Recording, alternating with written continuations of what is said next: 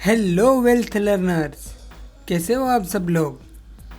तो आपने इस वीडियो का टाइटल देख के अंदाजा लगा ही लिया होगा कि आज मैं आपको किसके बारे में बताऊंगा। तो मैं आपको पीपीएफ के बारे में बताऊंगा और हाँ, आपको एक मास्टर शीट भी दूंगा कि उसकी मदद से आपको कितना इंटरेस्ट, किस महीने में कितना इंटरेस्ट मिला है और पूरे साल भर में कितना इंटरेस्ट मिलेगा। और तीसरा क्वेश्चन ये कि क्या आपको लमसम इन्वेस्ट करना चाहिए या एसआईपी करनी चाहिए, उसका भी वो शीट को देख के आप आसानी से डिसीजन ले सकते हो। तो फिर चलिए बिना किसी देरी के वीडियो को स्टार्ट करते हैं। तो सबसे पहले पीपीएफ का फुल फॉर्म जानते हैं। तो पीपीएफ का फुल फॉर्म होता है पब्लिक प्रोविडेंट फंड। ये एक सेंट्रल गवर्नमेंट के द्वारा चलाई जाती स्कीम है। ये स्कीम को नेशनल सेविंग्स ऑर्गेनाइजेशन ने 1968 में चालू किया था, छोटी छोटी सेविंग स्कीम को प्रमोट करने के लिए। उसके बाद ये लॉन्ग टर्म इन्वेस्टमेंट के लिए ज्यादा पॉपुलर हो गई।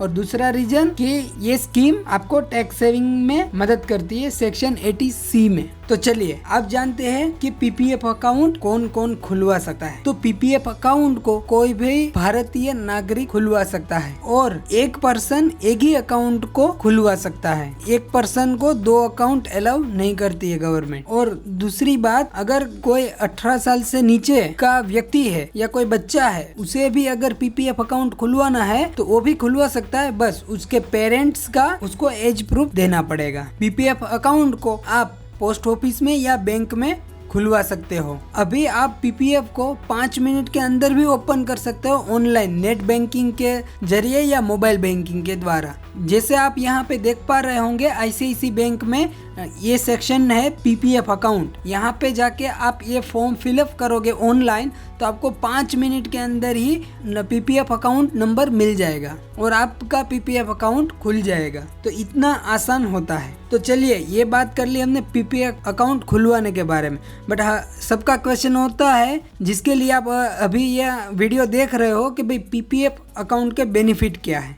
तो चलिए अभी मैं आपको पीपीएफ अकाउंट के बेनिफिट के बारे में बात करता हूँ। तो देखिए, पीपीएफ अकाउंट का सबसे बड़ा जो बेनिफिट है ना, वो है रिस्क फ्री इंटरेस्ट। मतलब कि देखिए, ये सेंट्रल गवर्नमेंट इस स्कीम को चलाती है। तो अगर गवर्नमेंट चलाती है तो फिर आपको कोई टेंशन लेने की ज़रूरत ही नहीं है। वो गवर्नमेंट ने जो इंटरेस्ट रेट फिक्स किया होगा उस हिसाब से आपको सालाना इंटरेस्ट मिलेगा ही मिलेगा। तो ये पीपीएफ अकाउंट में आप 1.5 लाख तक का इन्वेस्ट कर सकते हो, मिनिमम 500 रुपये से मैक्सिमम 1.5 लाख तक। उससे ज़्यादा भी करोगे तो अलाउ तो हो जाएगा, पर उस पर इंटरेस्ट नहीं मिलता है। पीपीएफ अकाउंट से आप 1.5 लाख तक का टैक्स सेविंग डिडक्शन ले सकते हो सेक्शन 80C में। तो इसलिए ये ज्यादा पॉपुलर है कि आपकी टैक्स सेविंग में ये मदद करता है। PPF account long term investment के लिए है। मतलब कि इसमें एक लॉक इन पीरियड होता है 15 साल का। मतलब कि अगर आप आज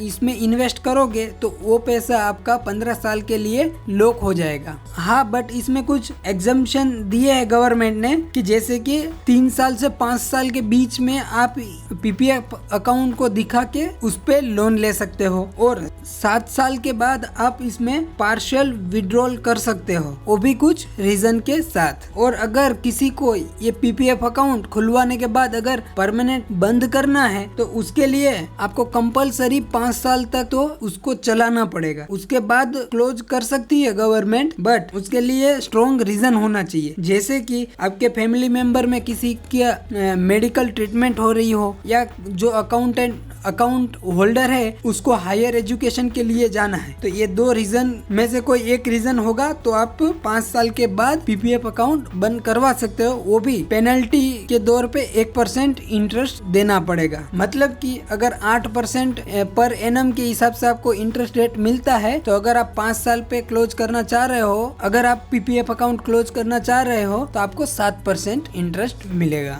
पीपीएफ अकाउंट को आप एक बैंक से दूसरी बैंक में कहीं भी ट्रांसफर करवा सकते हो या एक ब्रांच से दूसरी ब्रांच पे भी ट्रांसफर करवा सकते हो। तो आपको पता होगा कि पीपीएफ अकाउंट में मिनिमम 500 रुपये पर ईयर आपको इन्वेस्ट करना है। अगर आप इन्वेस्ट नहीं करोगे तो वो अकाउंट डीएक्टिव हो जाएगा। हाँ, उसको एक्टिव करने के लिए आपको कुछ पेनल्टी और मिनिमम इन्वेस्टमेंट भर के उसको एक्टिव करवा सकते हो। मान लीजिए कि आपने 2 साल के लिए बीच में पैसे नहीं भरे तो आपका डीएक्टिव हो गया, तो अगर आप फिर से चालू करवाना चाह रहे हो तो आपको क्या करना पड़ेगा, 2 साल का मिनिमम इन्वेस्टमेंट कितना होता है, तो 1000 रुपए होगा, 500 इंटू 2, और आपको पेनल्टी मतलब कि पेनल्टी है 50 रुपए पर ईयर, मतलब कि 50 रुपए इंटू 2 मतलब 100 रुपए। तो ये दोनों मिला के आपको डिपॉजिट करोगे तो आपका अकाउंट एक्टिव हो जाएगा।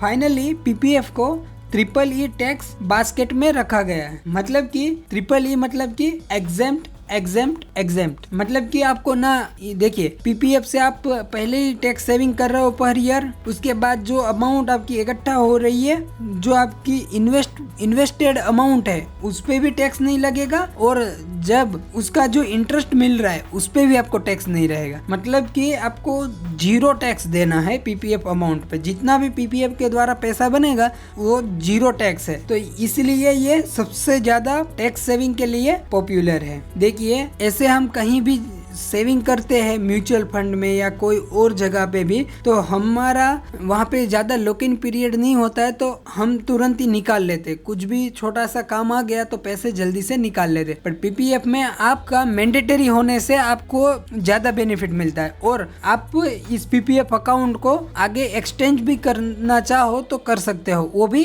5 इयर्स के ब्लॉक के साथ। मतलब कि 15 साल के बाद अगर आपको एक्सटेंड करना है और आगे बढ़ाना है तो आपको 5 साल के लॉक इन पीरियड, मतलब कि 20 साल 25 साल ऐसे ब्लॉक्स में आगे बढ़ेगा। तो आपको चलिए इसके बारे में और ज्यादा पता चलेगा जब वो हम एक्सेल शीट पे जाके पता करेंगे। तो चलिए मैं आपको एक टिप बताता हूँ कि आपको अगर पीपीएफ अकाउंट में ज़्यादा इंटरेस्ट कमाना है तो कब इन्वेस्ट करना चाहिए। पीपीएफ अकाउंट में अगर आपको ज़्यादा इंटरेस्ट कमाना है तो आपको हमेशा फाइनेंशियल ईयर स्टार्टिंग में, मतलब कि अप्रैल महीने के 5 तारीख से पहले 1 से 4 तारीख के आसपास आप इन्वेस्ट करोगे तो उस पे आपको सबसे ज़्यादा इंटरेस्ट मिलेगा। चलिए इसके बारे में और डिटेल मैं आपको मास्टर शीट में बताऊंगा, जो आपके लिए बहुत ही खास रहेगी। आप खुद हैरान रहोगे कि हाँ ये सही है। तो चलिए मेरे लैपटॉप के स्क्रीन पे